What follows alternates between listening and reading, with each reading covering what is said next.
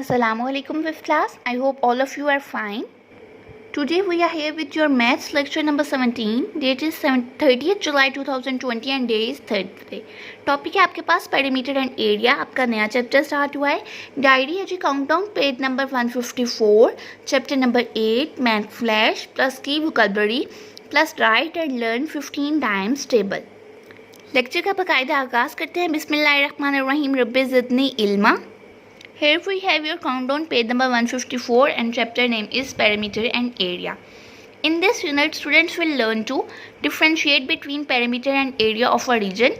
कि किसी भी region का, किसी भी इलाके का पैरामीटर और एरिया क्या होता है, उसके दरमियान फ़र्क पता चलेगा आपको. Identify the units for the measurement of parameter and area. कि आप पैरामीटर और एरिया के लिए यूनिट ऑफ मेजरमेंट कौन सा यूज़ करते हैं. Apply formula to find perimeter and area of a square and a rectangle. Then composite shapes.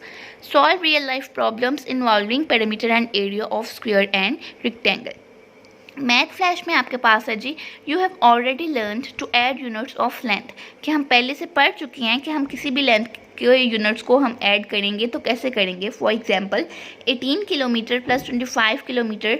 तो अब देखें यूनिट ऑफ मेजरमेंट क्या है, किलोमीटर किलोमीटर. ये आपके पास ये जो km और km लिखा है ये आपके पास kilometre kilometre unit of measurement कहलाते हैं. तो ये 18 और 25 का क्योंकि यूनिट ऑफ मेजरमेंट सेम है तो इसलिए हमने इसको प्लस किया तो आपके पास आ गया जी 43 kilometre. Similarly we have 29 metre plus 61 metre plus 34 metre. तो मीटर मीटर मीटर एक दूसरे में तीनों प्लस हो सकते हैं and you will get the answer 124 metre. And then we have 7 centimetre plus 90 centimetre plus 83 centimetre is equals 180 centimetre. अब देखें ये एक बात याद रखिएगा कि हम सिमिलर यूनिट ऑफ मेजरमेंट्स को प्लस कर सकते हैं, माइनस कर सकते हैं, डिफरेंट वालों को नहीं कर सकते. टिप है आपके पास the concept of adding similar units of length will help in finding the perimeter of various shapes.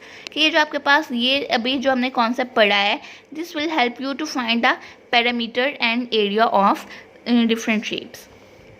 आगे जी about close shapes with the area और मोर साइड्स विद 3 और मोर साइड्स. तो आपके पास अब क्लोज शेप क्या होती है जिसमें आपके पास रेस जो है वो कंबाइन हुई होती हैं. ये देखें जैसे ये आपके पास ये सारी क्लोज शेप्स हैं, इनमें आपको कोई भी एरिया खुला हुआ नज़र नहीं आ रहा. ठीक है, ये देखें तीनों एक दूसरे के साथ जुड़ी हुई हैं, ये चारों एक दूसरे के साथ जुड़ी हुई हैं, ये भी चारों एक दूसरे के साथ जुड़ी हुई हैं. कोई भी एरिया यहाँ पे आपको खाली नज़र नहीं आ रहा.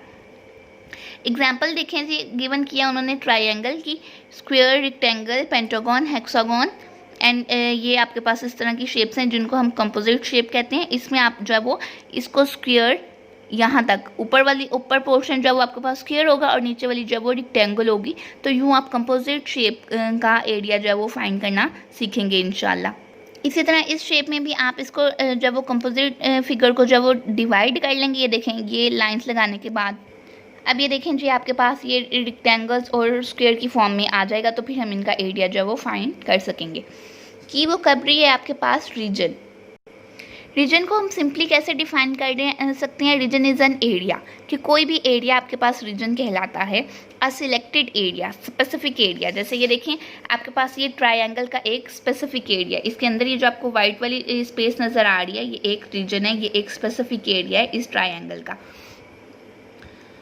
On a paper you are going to working on it. कि एक स्पेसिफिक एरिया है किसी भी पेपर पे, कोई भी शक्ल ड्रॉ हुई हुई है और उसको जब वो आप उसके ऊपर काम करने जा रहे हैं तो वो आपका रीजन कहलाएगा. नेक्स्ट है आपके पास जी क्लोज्ड फिगर. तो क्लोज्ड फिगर किसे कहते हैं. Shapes that starts and end at the same point and don't have any open ends are called closed figures. इसकी एग्जांपल हम कैसे देख सकते हैं. ये देखिए जी ट्रायंगल को ही ले लेते हैं कि ट्रायंगल आपकी यहाँ से स्टार्ट हुई है. ठीक है, यहाँ से एक रे ऊपर गई, फिर यहाँ से एक रे इस साइड पे आई और ये वापस रे जब वो इधर ही आपके पास मिल रही है. तो जिस पॉइंट पे ये ट्रायंगल स्टार्ट हुई थी उसी पे आके जो है वो एंड हो गई है. नेक्स्ट है आपके पास square grid. A square grid is a grid formed by tiling the plane regularly with squares. कि आपके पास कोई भी एक जगह है उस पर आप जब वो टाइलिंग कर देते हैं उसकी डिफरेंट जब वो स्क्वेयर्स बना देते हैं तो ये आपके पास एक स्क्वायर ग्रिड हो जाता है. नेक्स्ट है आपके पास जो unit. A quantity use at a standard of measurement. कि किसी भी चीज़ को मेजर करने के लिए आपके पास जो भी क्वांटिटी होती है उसको आप यूनिट कहते हैं. एग्जाम्पल गिवन है जी आपके पास basic unit of length is metre centimetre, कि आपके पास किसी भी चीज़ की लेंथ मेजर करने के लिए मीटर होते हैं या सेंटीमीटर होते हैं। मीटर आपके पास ग्रेटर यूनिट है, सेंटीमीटर आपके पास स्मॉलर यूनिट है। एक और एग्जांपल गिवन किया है बेसिक यूनिट्स ऑफ टाइम, कि टाइम को मेजर करने के लिए आपके पास यूनिट ऑफ मेजरमेंट क्या होते हैं, सेकंड्स, मिनट्स और day, week, month, year and decade, कि ये सारी चीज़ें जो आप जिसमें आप एक्सप्लेन कर सकते हैं कि मैंने 3 घंटे के लिए काम किया या मैंने 1 दिन के लिए काम किया ये वाला, या ये जगह हमें 1 मीटर कपड़ा चाहिए। मतलब किसी भी तरह से आपने किसी भी अमाउंट को मेजर करना है तो उसके लिए आप यूनिट यूज़ करते हैं, और डिफरेंट चीज़ों को मेजर करने के लिए डिफरेंट यूनिट ऑफ मेजरमेंट होते हैं। जैसे अगर आपने लिक्विड्स को मेजर करना है तो आप लीटर यूज़ करते हैं, जैसे कि हमारे पास जो 1.5 लीटर की बोतल है। इसी तरह से आपके पास किलोग्राम, ग्राम्स वगैरह गिवन होते हैं मोस्टली, जिसके साथ हम अनाज को मेजर करते हैं। नेक्स्ट है आपके पास ये फार्मूला। फार्मूला क्या होता है?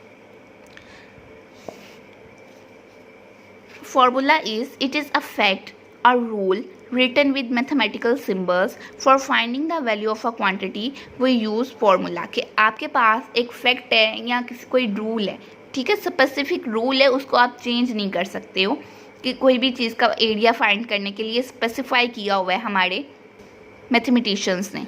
तो उसमें क्या होते हैं, आपके पास मैथमेटिकल सिंबल्स यूज़ होते हैं, यानी कि आपके पास काउंटिंग यूज़ होती है, इक्वल के साइन यूज़ होते हैं, मैथमेटिकल ऑपरेशंस यूज़ किए जाते हैं।